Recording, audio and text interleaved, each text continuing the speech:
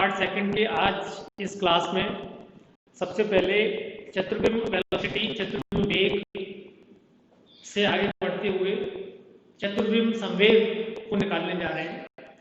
Four momentum जिसको अंग्रेजी में कहते हैं, और फोर मोमेंटम आप देख पा रहे हैं कि इसको कैपिटल, जैसे मैंने आपको बताया था, कैपिटल अक्षरों में लिखा जाता है। इसको आपको पता है कि मोमेंटम का जो चिन्ह है, वो सिंबल है, वो पी होता है, लेकिन यहाँ पर स्मॉल पी भी होता है, कैपिटल पी भी होता है, लेकिन यहाँ पर चतुर्विम के संदर्भ में ये जो मान होगा that will be capital.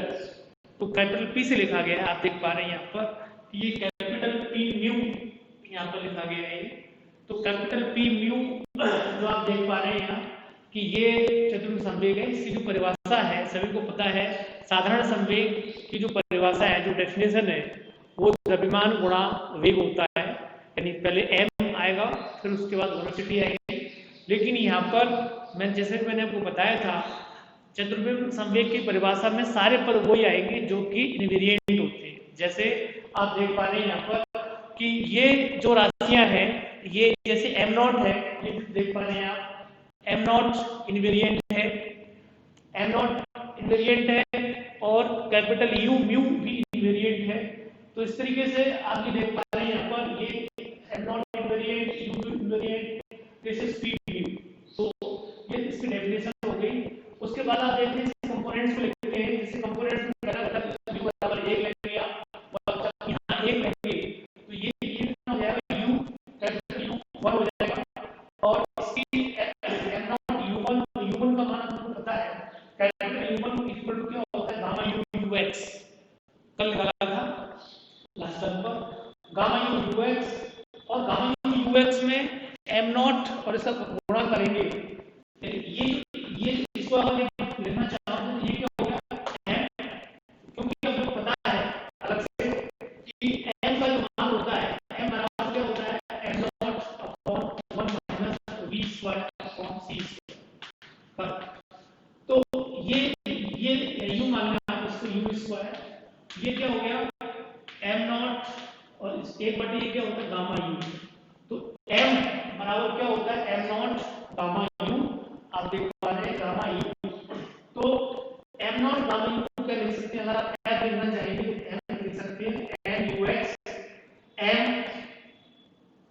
Dynamic मास हो गया, u साधारण वेग हो गया, फिर x घटक है ये, और इसको आप देखोगे तो गामा u ux का जो मान होता है वो क्या रखेंगे, px, स्मॉल px, यानी साधारण संवेग का x घटक।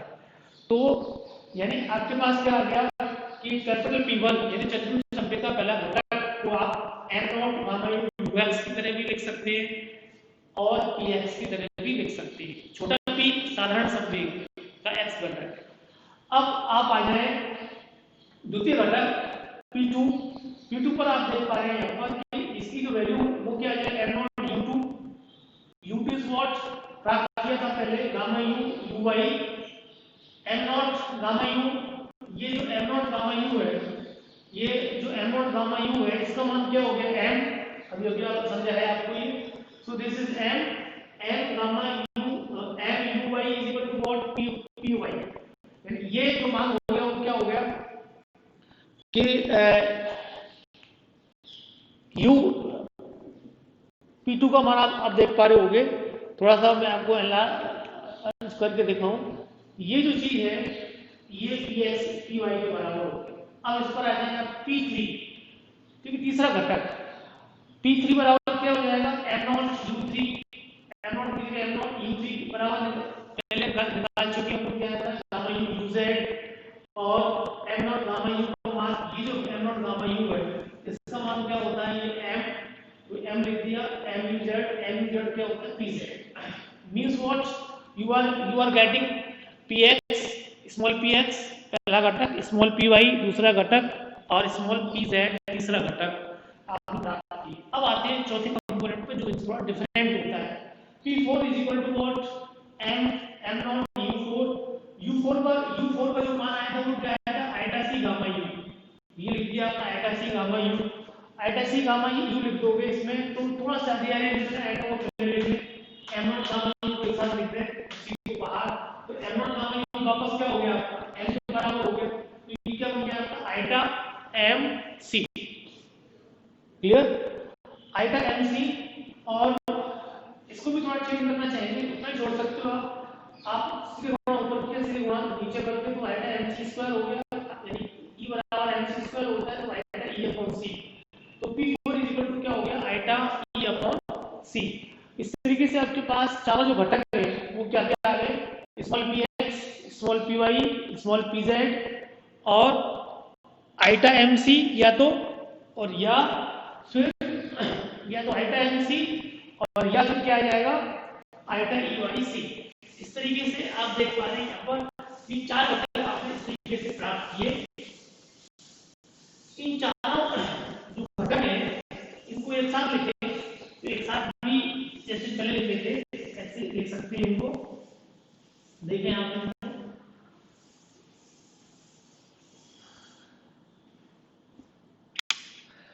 this P1, P2, P3, P equals to what?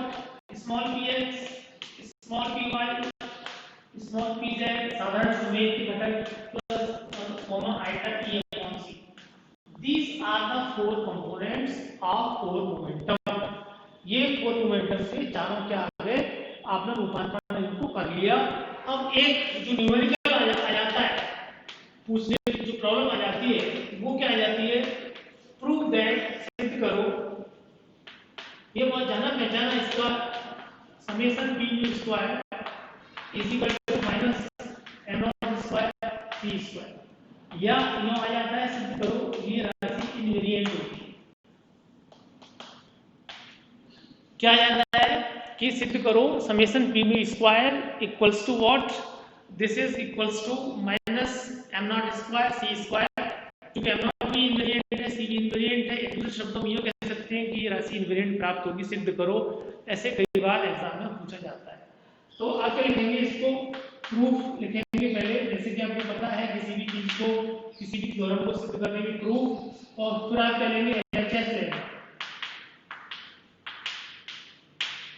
LHS आप लेंगे यहाँ पर, तो equals to what, summation p mu square equals to what, p1 square plus p2 square plus p3 square plus p4 square. Clear?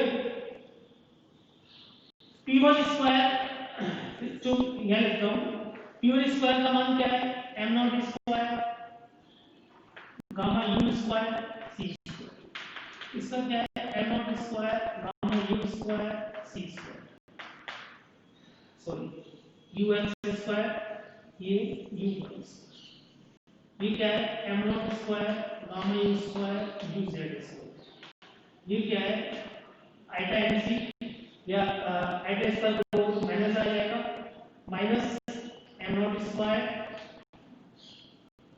और gamma u square और इस तरीके से आपने ये सारे जो मान अभी प्राप्त किए थे वो लिख दिए। और वो लिखने के बाद नेक्स्ट फिर आप यहाँ पर इनको और सॉल्व कर रहे हैं, आगे सॉल्व करेंगे आप इसको आगे। तो m नॉट स्क्वायर आपको दिख रहा है कॉमन आ रहा है, गामा u कॉमन आ रहा है, c स्क्वायर में कॉमन लेंगे, आप कॉमन नहीं है लेकिन फिर भी ले लेंगे, तो वो वाला मैं पहले लिख रहा हूँ 1 माइनस और ux square plus uy square, step थोड़ा कम करने के लिए बट इस c स्क्वायर को लगा दो आप डायरेक्टली, तो ये चीज मिलेगी आपको, this is m naught square gamma u square c square 1 minus u square और c स्क्वायर। और इस चीज को आप जानते हैं अच्छी तरीके से, ये जो राशि आपको प्राप्त होती है, ये जो राशि आपको प्राप्त हो रही है, ये यहाँ पर आप देख रहे हैं m नॉट स्क्वायर और ये माइनस का कॉमन लेंगे, माइनस का कॉमन लेंगे यहाँ पर, ये gamma u square c square and this is what, this is gamma u square. इसका मान क्या है, गामा यानी 1 गामा u स्क्वायर, क्योंकि आपको पहले ही कई बार बता दिया गया है कि gamma u is equal to क्या होता है 1/1 minus u square upon c square का ये मान किसके बराबर आ गया, 1 बटे गामा यू स्क्वायर। तो इस तरीके से gamma u square cancel out from both sides, you are getting nothing m naught square c is equal to r। तो इस तरीके से ये आपने जल्दी से प्राप्त कर लिया कि ये इसके बराबर होता है, ये सिद्ध किया। इसके लगे तो ये चीज और सिद्ध करने के लिए आ जाता है, उसको भी अपन यहाँ कर देते हैं। इससे ये बना हुआ है, इसी कनेक्टेड है, सिद्ध करो, प्रूव दैट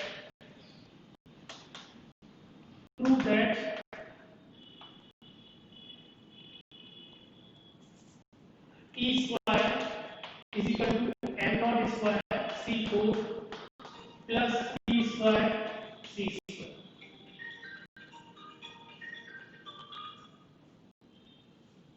क्लियर?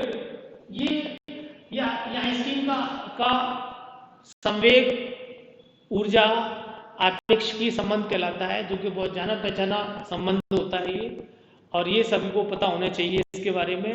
इसको सिद्ध करने के लिए कभी कभी आ जाता है, तो इसको सिद्ध करने प्रूफ देखने आप इसको प्रूफ आरएचएस लेने पर, सॉरी एलएचएस लेंगे आप, एलएचएस लेने पर एलएचएस लेंगे आप equal to what, equal to सुबह करेंगे, कहां से करेंगे, वी नो दैट, हम जानते हैं, अभी जो प्राप्त किया इसका क्यों लेंगे, we know that p mu summation p mu square is equal to minus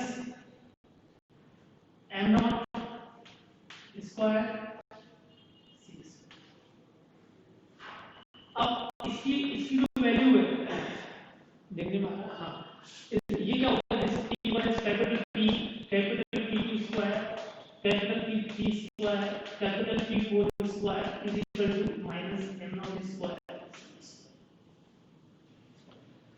clear?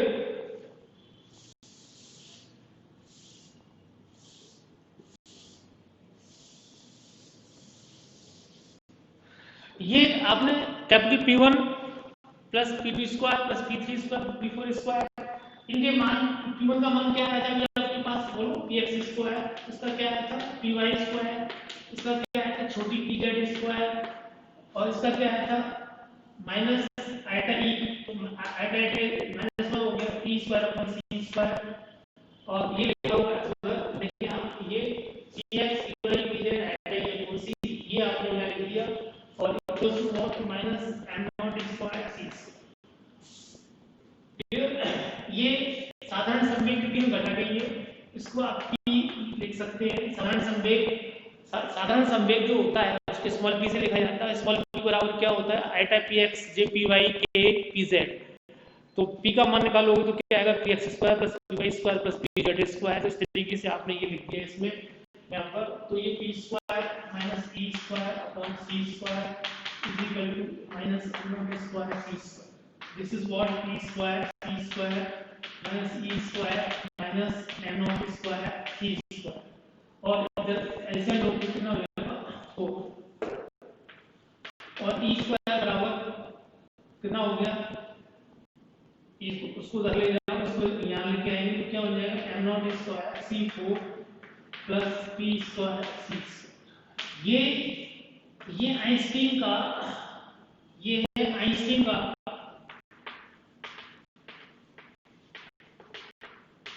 संवेग ऊर्जा आपेक्षिकी संबंध कहलाता है।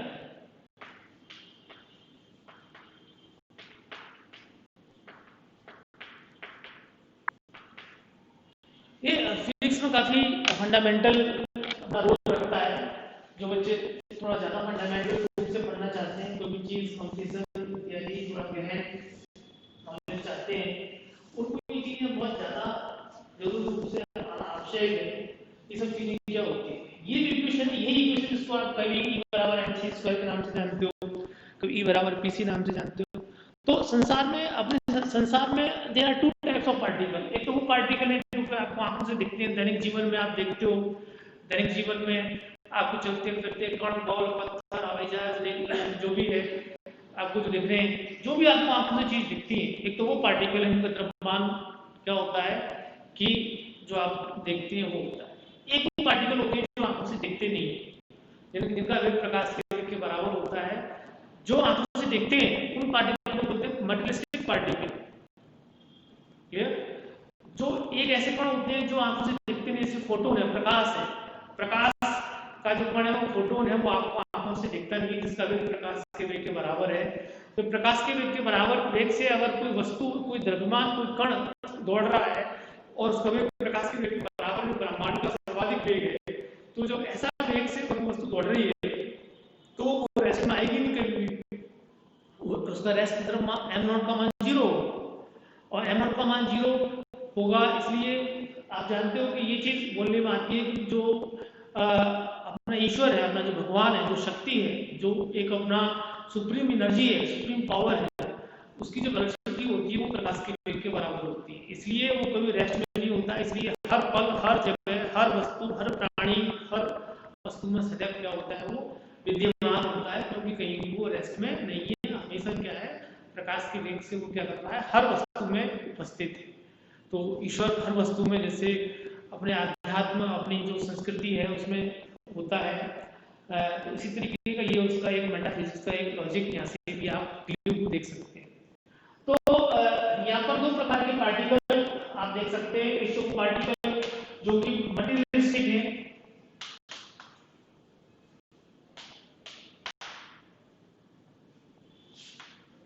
और दूसरे फोटोन पार्टिकल। ये सामान्य ज्ञान पर यूज कर सकते हो।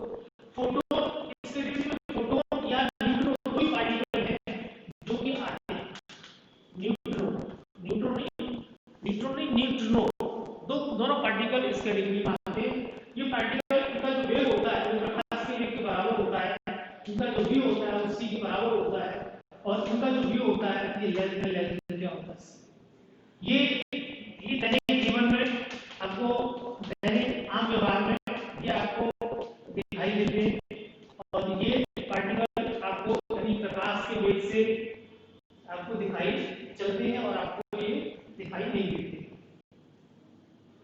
तो ये पार्टिकल्स का क्या होगा, m0 का मान क्या होगा, 0, रेस्ट मास उनका क्या होगा, 0, तो कोई द्रव्यमान नहीं होगा और इनमें द्रव्यमान होता है। तो इसके लिए E स्क्वायर क्या बन जाएगा, आप देखो सूत्र में रखोगे 0 plus p square c square. इनकी ऊर्जा का मान क्या होता है, p into c, यानी फोटोन प्रकाश के लिए की जो ऊर्जा होती है E बराबर क्या होती है, p into c। और इन पार्टिकल्स की देखोगे आप, इन पार्टिकल्स की सूत्र में क्या आएगा कि E स्क्वायर, दोनों चीजें हैं, तो इसका E बराबर क्या आएगा, m0 square c4 plus p square c। इसमें अगर कोई वस्तु स्टेशनरी है, स्थिर वस्तु है, अगर कोई वस्तु स्टेशनरी है तो उसका p के बराबर 0 होगा स्थिर वस्तु का, तो E बराबर क्या आएगा, p square m0 square c। E बराबर क्या होगा, 0 हो गया, E क्या बचा, p स्क्वायर बराबर m0 स्क्वायर c4, और E बराबर क्या बचा, m0 c2। तो इस तरीके से E बराबर m0 c2, जिसको आप E बराबर, आप जिसको E बराबर mc स्क्वायर बोलते रहते हो, वो mc स्क्वायर तो तब बोलने में आता है जबकि m0 की आप जिक्र नहीं कर रहे होते हैं, लेकिन एक्चुअल में वो m नहीं होता, क्या होता है, m0 ही होता है। तो E बराबर m0 c स्क्वायर जो यूज होता है वो स्थिर पार्टिकल के लिए होता है, दैनिक जीवन वाले, और किसी भी फोटोन या न्यूट्रिनो पार्टिकल के लिए संवेग क्या होता है, की ऊर्जा क्या होती है, बराबर pc। वो इस सूत्र के जरिए निकाल सकते हैं।